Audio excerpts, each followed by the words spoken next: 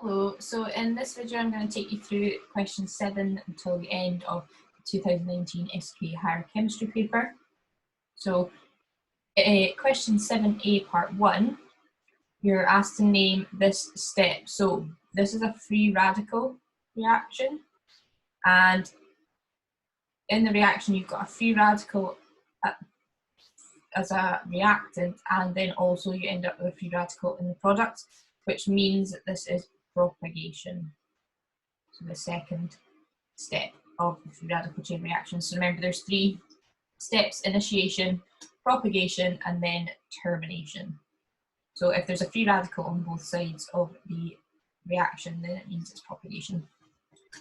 So then the component in sunlight that breaks down these things is the UV light, and the type of substance you can add to prevent them breaking down. So the substances that can prevent free radical chain reactions are antioxidants and or free radical scavengers, as they'll terminate any and stabilize any free radicals.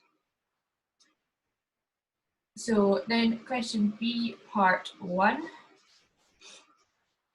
you're asked to name product Y. So again, when you're trying to work out what another product is, the best thing to do is to score out atoms that are appearing on both sides. So we've got 1, 2, 3, 4 CH2s. I'm going to score them out on both sides. Then I've got C double bond O, carbonyl, then 1 oxygen, and that leaves us with H2O. Okay, so naming the product would be water. Then part 2, you're to draw the product formed when this molecule undergoes the same reaction. So if I clear off those scribbles from before. So what you need to look for is to see what's happened. So an H has come off, or an OH has come off, and then an H has come off. So it's the hydroxyl group and the carboxyl group that are reacting here.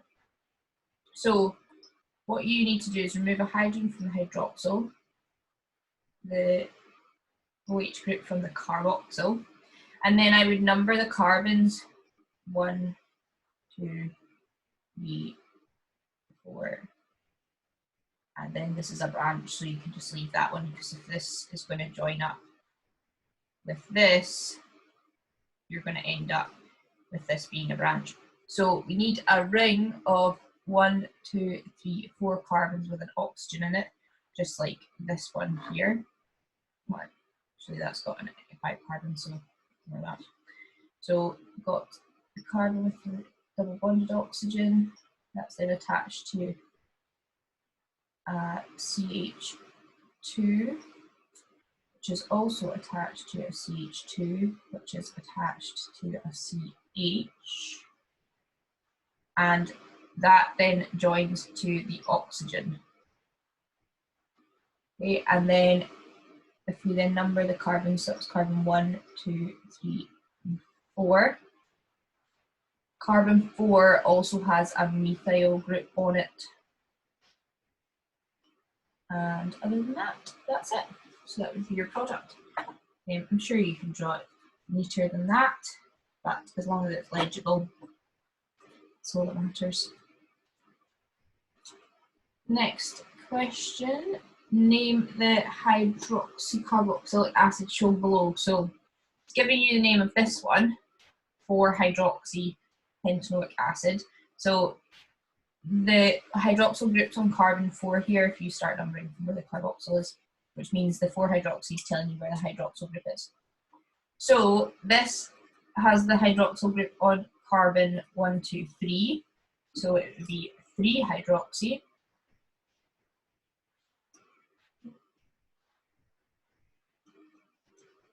And this is a carboxylic acid with 1, 2, 3, 4 carbons, so it would be butanoic acid.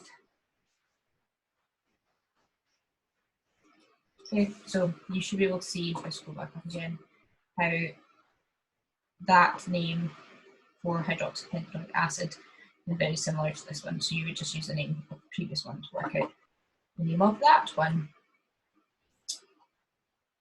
Then 8A, part 1, state the number of amino acids that join together to form the section of protein chain shown.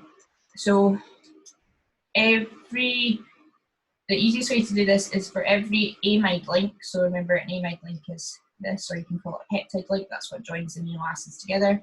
For every one of those, draw a line through the middle of it.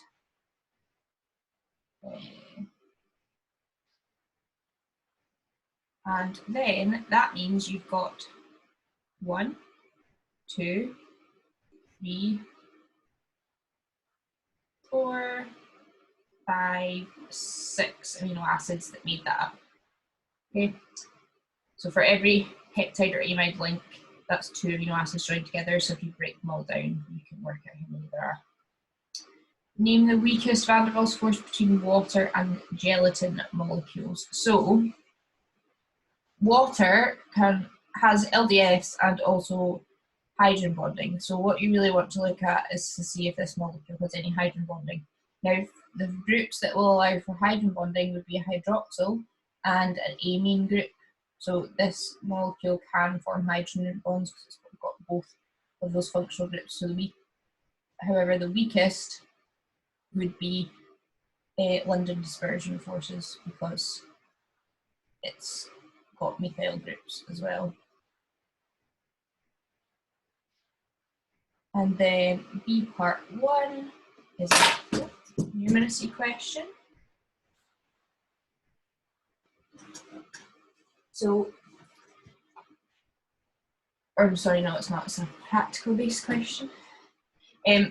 So you're to describe how to make up a 2% gelatin solution. So when you're making a solution, you weigh out the amount of solid that you need, and usually you would weigh by difference. So you would weigh out 2 grams of gelatin, then you would dissolve the gelatin in a small amount of distilled water.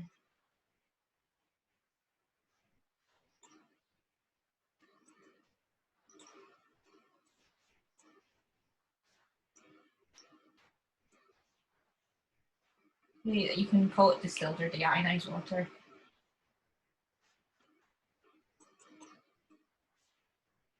Okay.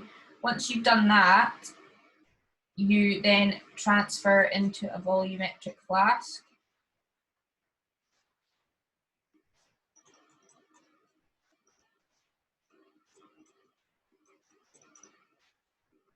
So that's the flasks that look like this. Excuse my not very good drawings. And it's got a line for you to where you fill it up. So you would need a 100 centimeter cube volumetric flask for this one. You don't need to specify the volume. But you need to transfer it with repeat rinsings. So that's the important bit in this step. You might have had it referred to as transferring quantitatively. Okay, basically, what this means is you're repeat rinsing your beaker so that you get all of your gelatin into the flask. Okay, then you fill the flask up to the mark on the neck.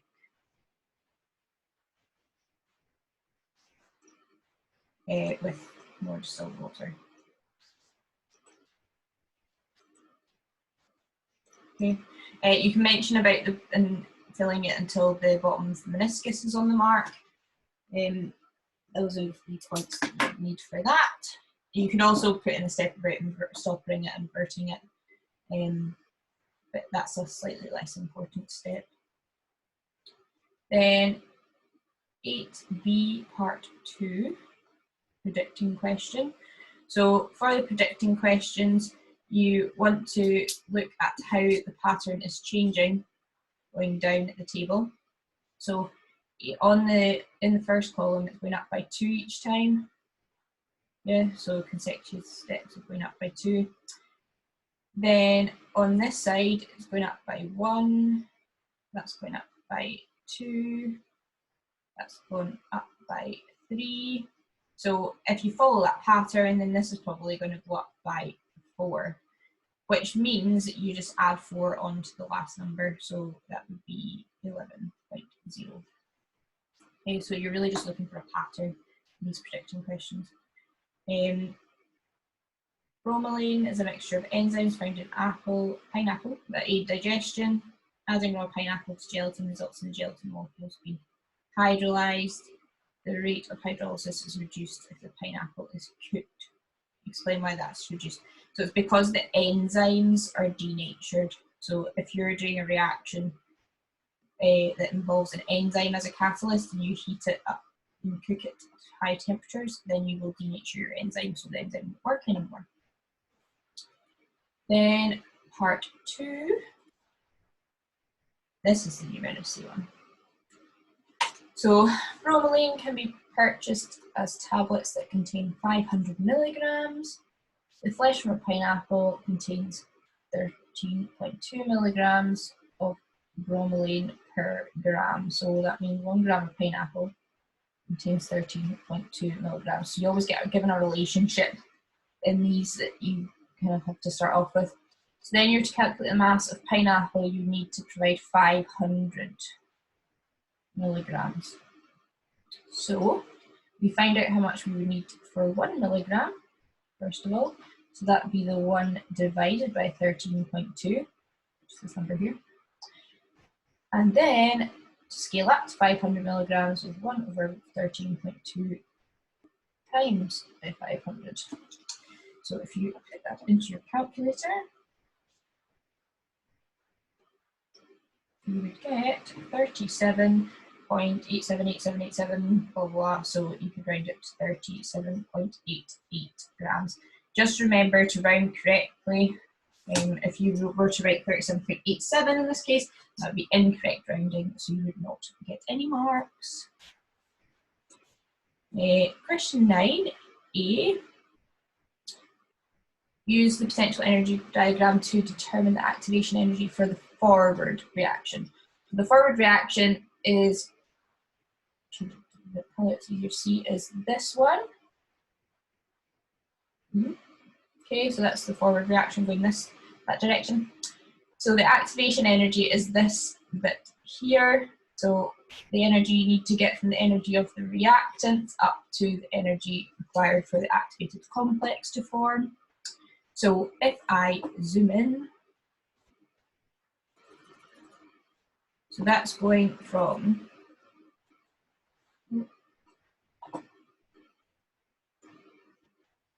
0 up to 4 squares above 200, and there's 10 squares to get up to what, 50, so that means each square is worth 5, so that would then be 220. And it's putting the energy in, so it will be plus 220 kilojoules. Okay. Then explain why increasing the temperature in the decom process results in less chlorine being produced. So, temperature affecting yield is all to do with the equilibrium position. So what you want to remember, it's not that.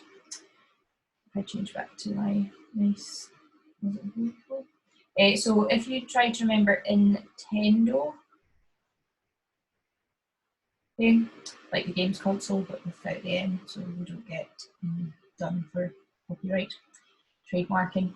So Nintendo, that means increasing temperature favours the endothermic reaction. So if we are increasing the temperature of this reaction and it's producing less chlorine, which is a product, that means that this reaction is, the forward reaction, is exothermic, because if it was endothermic, we would be producing more chlorine as we increase the temperature. So if you remember Nintendo, that just helps you remember how temperature affects equilibrium. So the explanation is just that the forward reaction that produces the chlorine is exothermic, and an increase in temperature favours an endothermic reaction.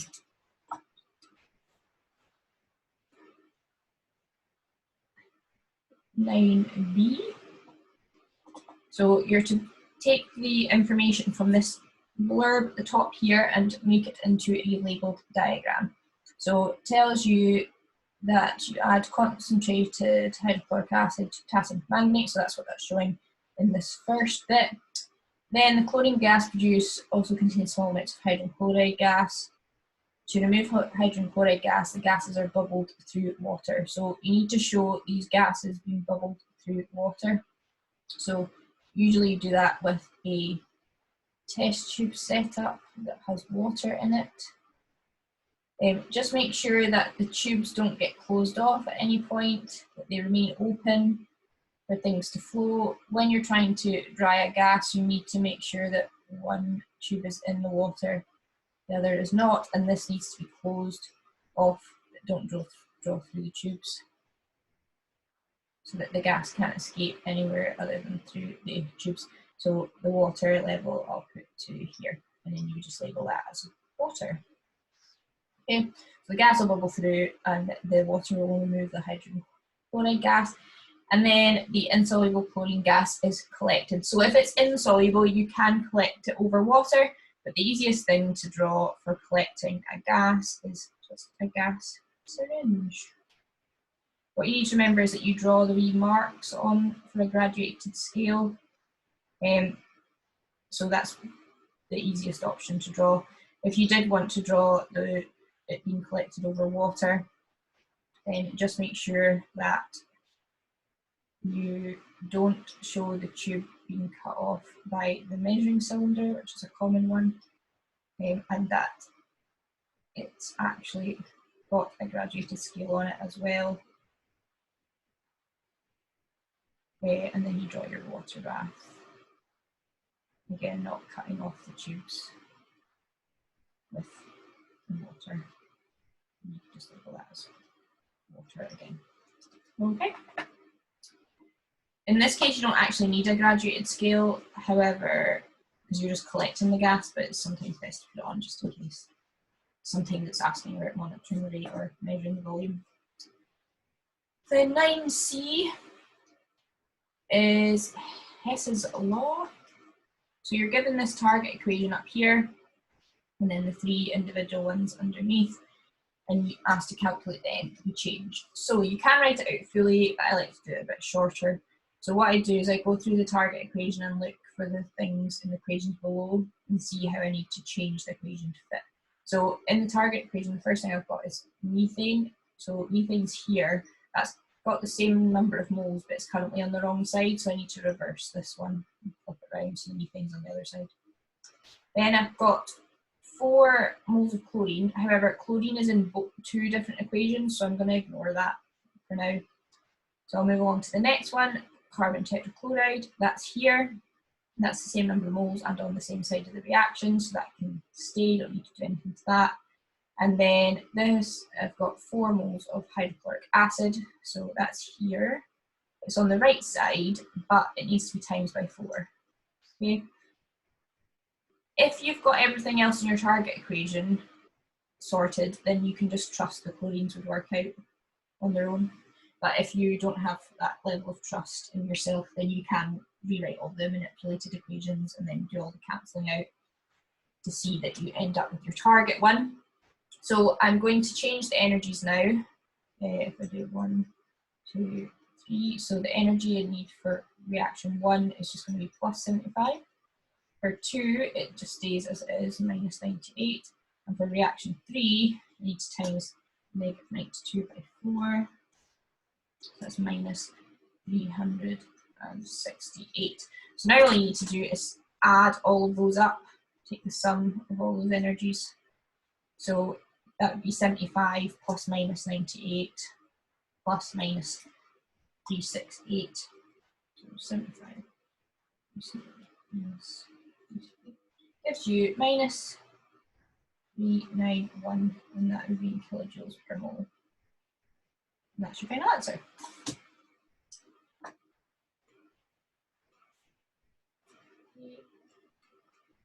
Then 10A. So this student was preparing an ionic solution for magnesium chloride in water, and then you are to explain why they should use distilled or deionized water rather than tap water.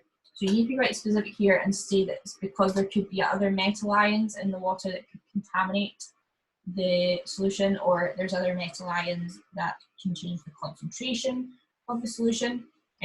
Other ions that could be present that would affect it in this case are chlorine ions. If there's chlorine in the water, then that can affect the concentration as well. So, but you need to name a specific ion. So the easiest way around it is just to generically say metal ions. You can't just say ions or that there's things in the water that could contaminate it. So appropriate pieces of apparatus. So if you're trying to measure a volume accurately, you would really want to use a pipette. Okay, it would have to specifically be a 20 centimetre cube pipette though. Approximately, you could use a measuring cylinder or a burette, but the pipette is the most accurate piece of apparatus to measure volumes of liquids. So then B part 2, you're to put these steps in the right order. So they started by weighing the filter paper. So the next thing they would want to do would be to filter the precipitate. So they're drying and weighing a precipitate. So once you've weighed your filter paper, you would then filter your precipitate. So it might be easier for you to score out the ones once you've done that though,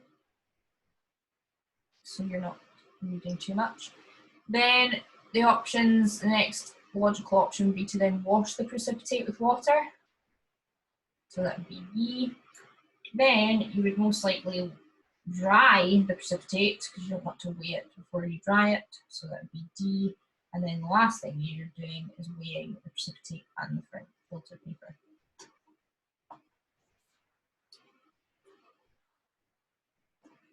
So then 10B, part 3, calculate the mass of magnesium chloride present in sodium chloride solution. And we've got precipitate here. So this is a calculation from equation. So we're given a mass of silver chloride, so I'm going to write that here with the mass underneath. 1.393. You can do this by proportion as well, but I'm just going to do it with moles. So because we've got a mass, we can use NmGFM for the silver chloride. We're also trying to calculate the mass of magnesium chloride, yes, so that's this one, MgCl2. So we're going to use NmGFM for that as well. The question gives us the gram formula masses, which is convenient. 143.4. Okay, so the only thing we can calculate right now is the number of moles of silver chloride. So that's mass over gram formula mass. So if we work out the number of moles of that,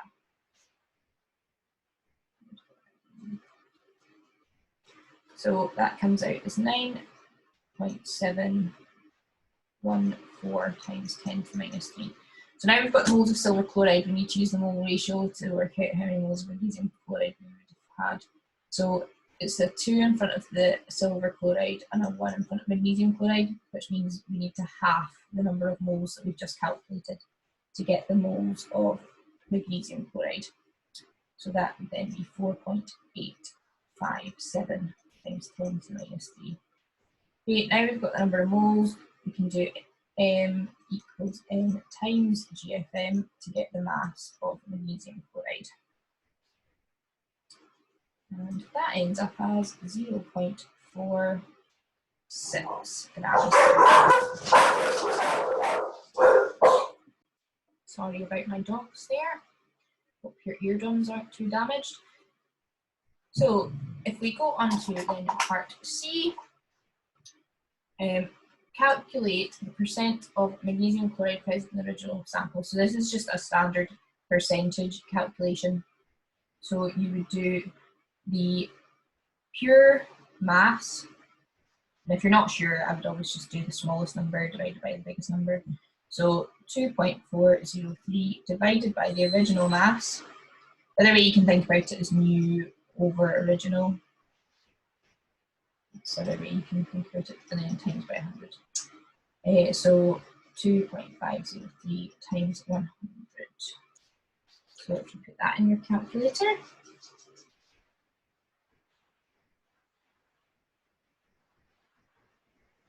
you would get 96%.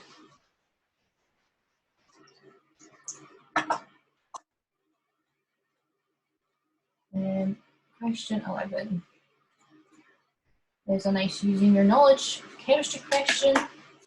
So comment on how the differences in physical and chemical properties can be used to distinguish between the compounds extracted from orange juice. So you want to look at the types of chemicals you've got and just discuss any chemical tests you can think of. So if we go through each one in turn, or ones that are similar. So this one's a hydrocarbon, but it's got double bonds. This one's also a hydrocarbon. It's also made up of isoprene units. Both of these are terpenes. So you could discuss that they only have London dispersion forces between their molecules, meaning that they would have relatively low melting points. They would have, between the two of them, limonene and beta-carotene would have different melting points because beta-carotene is much larger, therefore it's got more electrons, therefore it has stronger London dispersion forces compared to limonene. You could also mention volatility here as well, that beta-carotene would be less volatile because it's got stronger London dispersion forces compared to limonene, so you'd probably be more likely to smell limonene. Other things you can talk about is the degree of unsaturation. So they've got double carbon-to-carbon bonds here, so you could do a titration with iodine, which would react with double bonds, using starch as an indicator, and then once it's been fully saturated by iodine, it would turn blue-black. So you could then calculate the degree of saturation between the molecules. So because beta-carotene is more unsaturated, i.e. it's got more double bonds, you would expect it to react with more iodine. Okay. Then we've got these molecules here that will have like alcohol functional groups. So these alcohols could be oxidized. So you could talk about the use of acidified potassium dichromate and the colour change that shows. So that goes from green to orange. No, sorry, orange to blue-green. You could talk about their water solubility. So if you look at how many hydroxyl groups they have, fructose has 1, 2, 3, 4, 5.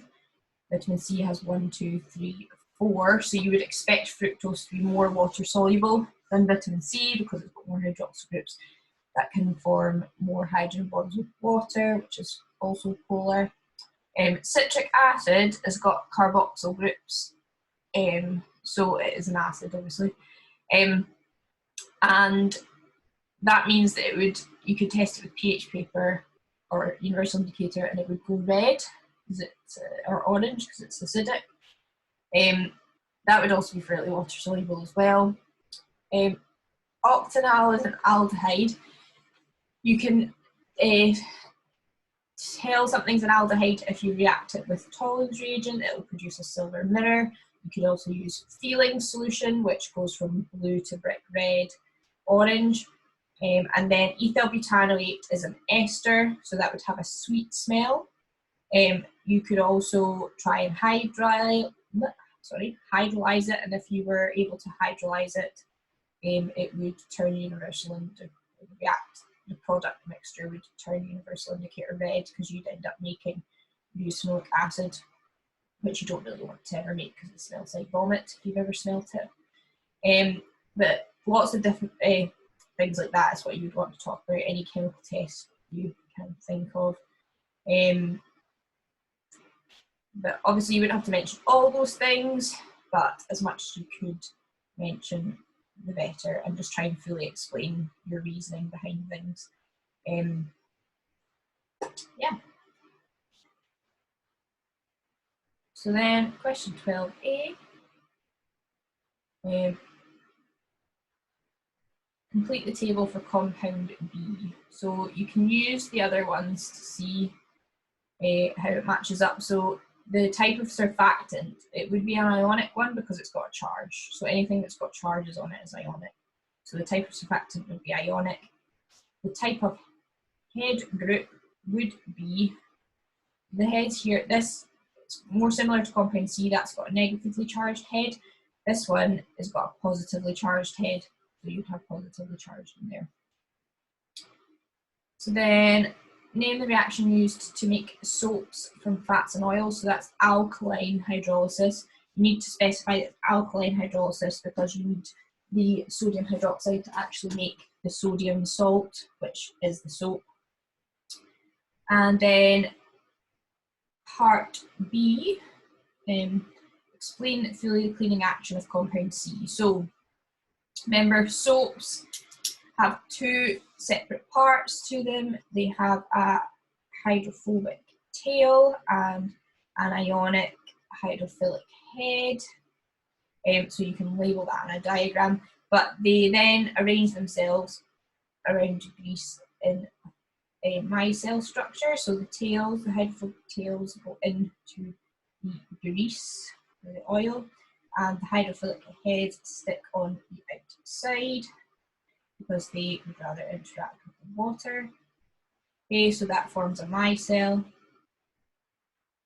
structure, and then when the mixture is agitated, the micelles form, and then you can wash them away.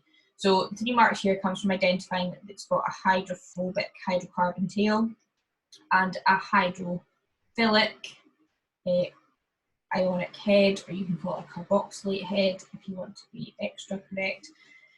And then when the mixture is agitated, they form micelles where the tails go into the oil and the heads stay and interact with water, and then the micelles can be washed away. Okay? But you'd get more information on that from the SQA marking scheme. So the structure of an emulsifier is shown below. State how emulsifiers are made from edible oils, so they're reacted with glycerol. So you need to mention the fact that you need to react with glycerol. So you react edible oils with glycerol to make an emulsifier. So then part B, a chlorine atom has a pure covalent bond. Explain what's meant by a pure covalent bond. So a pure covalent bond is where the atoms in the bond have the same electronegativities, so the electrons are equally shared. Okay, so the atoms have the same electronegativity, so the electrons are equally shared. Then part 2, when the chlorine is reacted with sodium hydroxide solution, an excess of sodium hydroxide is used. Suggest why an excess of sodium hydroxide is used. So this one's a bit like of an interesting question, really. So if you're using a reactant in excess, it usually means that either it's the cheaper one or you're trying to fully react the other reactant. So the other reactant's chlorine.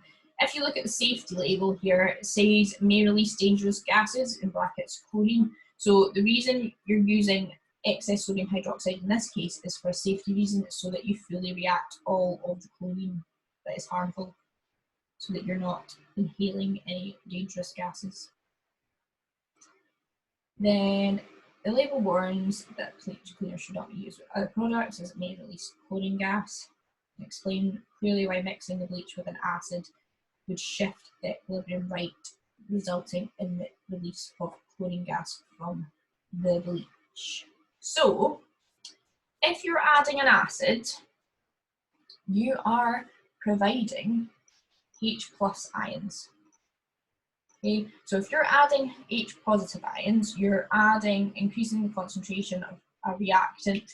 When you increase the concentration of a reactant, the equilibrium will shift to remove it, which the question is telling you. So adding the acid gives more hydrogen ions, which favours the forward reaction, therefore producing more chlorine. Okay, so for this you really need to specify, because it already tells you which way the equilibrium shifts. You need to specify that it's favouring the forward reaction because you're increasing the concentration of hydrogen ions when you mix it with an acid. Nearly there. So then D part 1, write the ion electron equation for the reduction reaction taking place in step 1. So I usually look at the halogens first because they're the easiest to spot what's happening to them. So iodide ions are here, it's becoming iodine, so that's losing electrons. So that means the iodide's been oxidized. So we don't want that, which means everything else that's left is part of the reduction reaction. So we've got OCl negative plus 2H positive going to Cl minus plus H2O. Now, because this has got non-metals in it, you would have to balance it as per the 4 steps of balancing half equations. This won't be given to you in the data booklet, this one. If it was iodide one you were looking for, that was in the electrochemical series. So we just want to make sure everything's balanced. So the oxygen is balanced, the chlorine is balanced, the hydrogens are balanced, so we just need to add in the electrons to balance the charge. So overall, on the right-hand side, the charge, you've got 1 negative and 2 positives, so that means it's a 1 positive charge. This side, it's got a 1 negative charge. So water's neutral and this chloride is negative. So you can only add electrons and they only make it less negative. So let's say I was going to put the electrons on this side, so I need 2 electrons. That's going to then bring this side up to 3 minus, so that's still not balanced. That means the electrons can't go on that side, they must go on the other side. So I put 2 electrons here, that brings that up to 1 negative to match. So that's it balanced. And then the last question of the whole paper, 25 centimetre cube sample of diluted bleach was transferred into a conical flask. Blah, blah. So this is a titration calculation. So we are looking at calculating the concentration of sodium hypochlorite. So that is this one, hypochlorite here. So I'm going to write that on the right hand side. And because it's a titration with the volume concentrations, we need NBC. We're trying to calculate the concentration, so I'll put that there. And then it tells you that we're titrating it with this chemical here. So I'm going to write that down.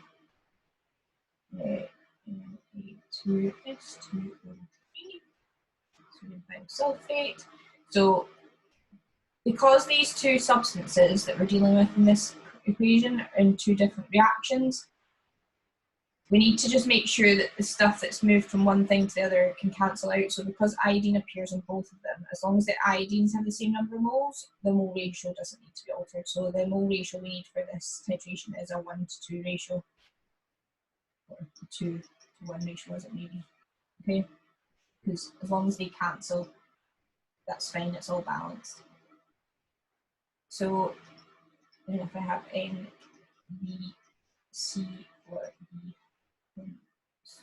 sodium thiosulfate, so the concentration of the sodium thiosulfate is 0.098 moles per litre.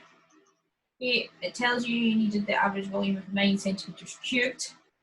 We need that in litres because the concentration is in per litre. So if you do 9 divided by 1000, that gives you 0.009 litres. And the volume of the hypochlorite bleach sample is 25. So again, divide that by 1000 and that would give you 0.025 litres. So the only thing we can calculate just now is the number of moles of sodium thiosulfate. So that's V times C, so that would be 0.009 times 0.098.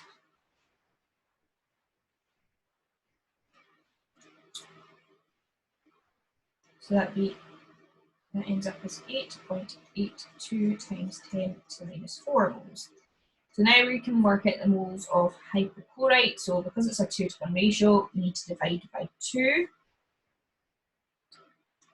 And that gives you 4.41 times 10 to the minus 4. And now we've got the number of moles of hypochlorite, we can work out the concentration. So C equals N over V. So that would be 4.41 times 10 to the minus 4 over 0.025. which gives you 0.018. You can round it to, and that's moles per litre, as it's in there. So you don't need to give the unit if it's given in the question, but if you have space, which I don't, you could write it down. So that's that, all finished.